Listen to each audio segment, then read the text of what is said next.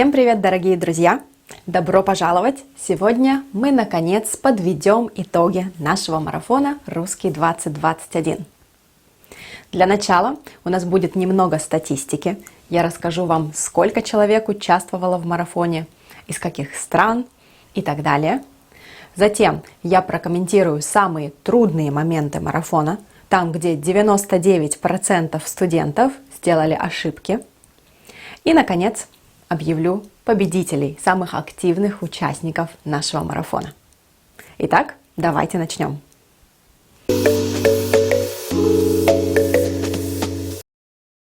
Прежде чем мы начнем, очень важный комментарий.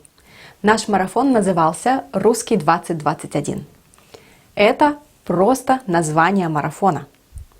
Конечно, потому что марафон шел 21 день и потому что сейчас 2021 год. Внимание, именно так. Какой сейчас год? 2021. Если мы говорим, какой сейчас год, мы не говорим 2021. Я просто назвала так марафон, чтобы было легче и быстрее произносить название марафона.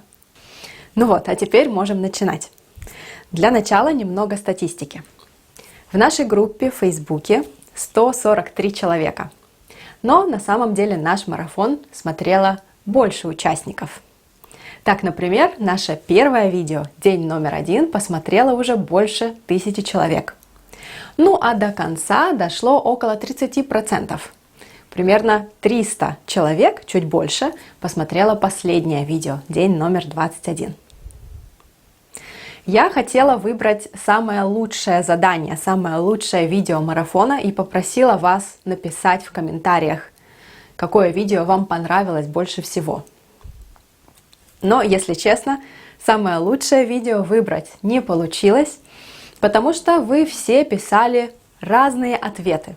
Кому-то понравились скороговорки, кому-то курсив, кому-то игры на лексику, кому-то диалоги и так далее. И если честно, меня такой результат очень порадовал, потому что я готовила каждое задание с энтузиазмом и надеялась, что каждое задание будет интересным для вас. Лично мне очень понравилось последнее задание, когда вы рассказывали о своей стране. Так мы все немного узнали о ваших странах. В нашем марафоне участвовали студенты из Англии, из Алжира, из Аргентины, из Бразилии, из Сальвадора, Греции, с Кипра, из Нидерландов, из США, Японии, Сирии и так далее. Вот такая география. Ну а сейчас давайте разберем самые трудные моменты марафона.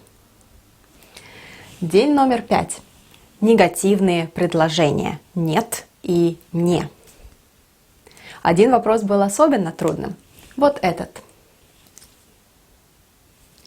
Они были на уроке вчера. Сейчас я специально прочитала без интонации. Многие из вас ответили, они не были на уроке вчера. Или нет, не были. Если бы это был текст, возможно, это было бы правильно. Но вы слышали мой вопрос. И мой вопрос звучал так. Они были на уроке вчера. Они были на уроке вчера. Слышите мою интонацию? Да, здесь день номер 3, интонация, и этот урок вам должен был подсказать правильный ответ. Они были на уроке вчера. Вот оно, главное слово, фокус здесь. Поэтому потенциальные ответы «да, на уроке» или негативный ответ «нет, не на уроке». В театре, в магазине, в ресторане. Нет, не на уроке. Мы ставим «не» перед главным словом. Наш вопрос на уроке они были или не на уроке. Мы показываем это с помощью интонации. Я забыла сказать, что самым трудным заданием в этом марафоне однозначно было видео номер 3 – интонация. И я понимаю почему. Многие из вас писали мне, что вы впервые работали над русской интонацией. Вы отправили мне много замечательных видео. И я пыталась писать вам в комментариях, как-то вас подкорректировать, что нужно сделать, но, конечно, это трудно сделать в комментариях. Над интонацией мы работаем вживую на уроке.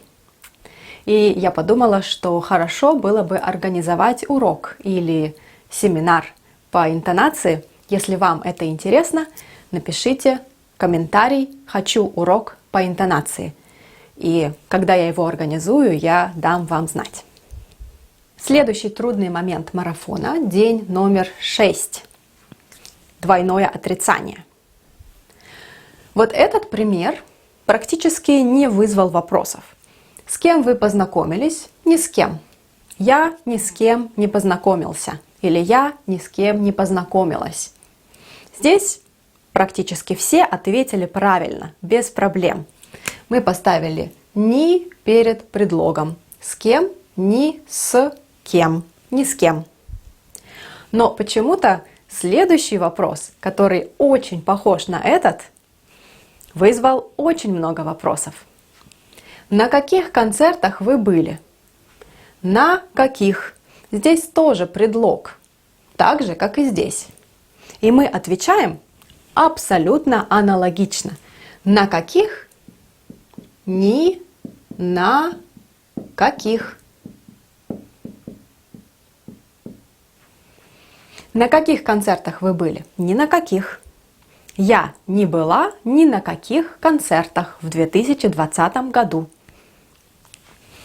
Если мы сравним, абсолютно аналогичные структуры, правда? С кем? Ни с кем. На каких? Ни на каких. Надеюсь, что это понятно. Дальше. День номер 9. Это были задания на лексику, где вы отгадывали слова. И самым трудным словом был вот этот предмет. Я объясняла, что нам нужно, когда у меня в телефоне села батарейка. Нам нужен вот этот предмет. Как он называется по-русски? Думаю, что многие пытались загуглить это слово или посмотреть в словаре. Правильный ответ – это зарядное устройство или разговорный вариант «зарядка». Кстати, это слово было у нас в курсе на уроке номер 5. Так что, если вы смотрели мой курс, вы знаете это слово уже очень-очень давно, просто, может быть, забыли. И последний комментарий на сегодня, день номер 10, числа. Самыми трудными были вот эти два. Давайте попробуем прочитать их вместе. 912. 912. Надеюсь, что вы прочитали правильно. Не 919, не 920, а 912. Надеюсь, что вы слышите разницу. А это 10342. 10342. Не 9342. 9000, 10 тысяч. Надеюсь, что вы услышали разницу. Ну вот, пожалуй, и все. А сейчас давайте вместе поздравим победителей марафона. Победители – это самые активные участники марафона. Я еще раз повторю, что в этом марафоне мне было не очень важно, сколько ошибок вы сделали и сделали вы ошибки или нет, потому что у вас разный уровень русского языка. Для кого-то задания были очень легкими, для кого-то трудными. Кто-то только недавно начал изучать русский язык, кто-то изучает его очень давно. Поэтому, думаю, вы все видели, что мы получали очень разные ответы. И думаю, что несправедливо было бы сравнивать студентов с разным уровнем. И я сразу объявила, что победителями будут самые активные участники, потому что целью марафона было сформировать привычку заниматься регулярно. Да, и наша цель была заниматься 21 день подряд. Вот я очень долго пересматривала и перечитывала все ваши ответы. Вот составляла здесь такие таблицы со всеми участниками марафона. Долго подсчитывала, кто сколько дней участвовал, и публиковал ответы. Несколько раз это перепроверила. Но, тем не менее, я не компьютер, поэтому если вдруг я что-то пропустила или где-то ошиблась, не обижайтесь. Но я постаралась максимально точно все подсчитать. Давайте поздравлять победителей. Во-первых, те, кто сделали 21 задание, то есть 100%. 21 задание из 21. Таких студентов двое. Это Молли и Фил. Поздравляю, вам, можно сказать, золотая медаль. Дальше 6 студентов, которые сделали 20 заданий из 21, тоже прекрасный результат. Это Рейн, Дэвид, Маркос, Рами, Йошихиса и Мурат. Вы молодцы, 20 из 21. Прекрасно.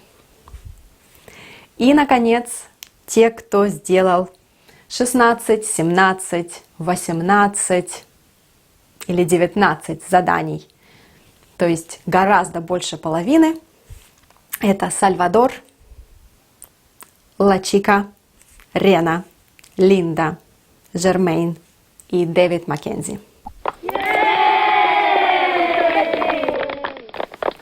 Также хочу сказать спасибо Джоан, Бену, Анатолию, Роберто, Славомиру, Дейву, Эве, Тане и Азаду за активное участие в марафоне и прекрасные задания. Надеюсь, что я никого не забыла. А сейчас, пользуясь случаем, хочу сказать спасибо всем, кто поддержал мой проект на кофе. В течение этого марафона я получила очень много кофе от вас, поэтому хочу сказать спасибо вам.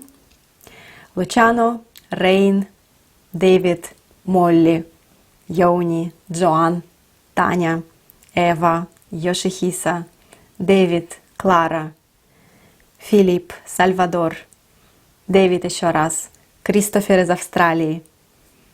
Большое спасибо вам за поддержку моего проекта и моего канала.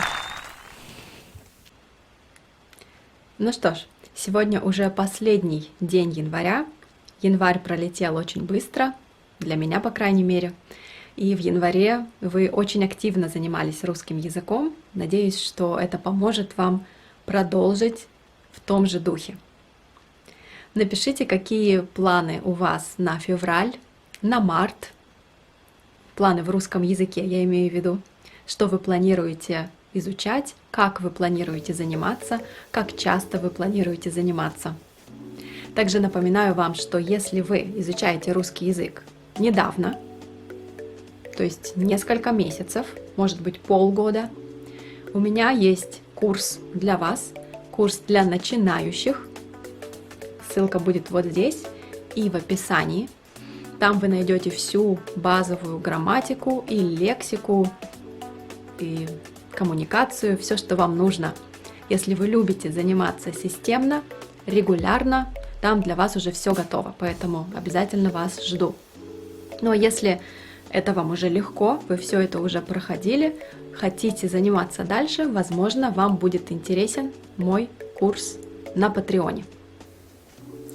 Еще раз напомню, если вы хотите урок по интонации, если вам это интересно, напишите в комментариях «Хочу урок по интонации», и я обязательно вас приглашу, когда я организую такой урок. Еще раз большое спасибо всем участникам марафона, всем зрителям. До встречи в следующем видео. Пока!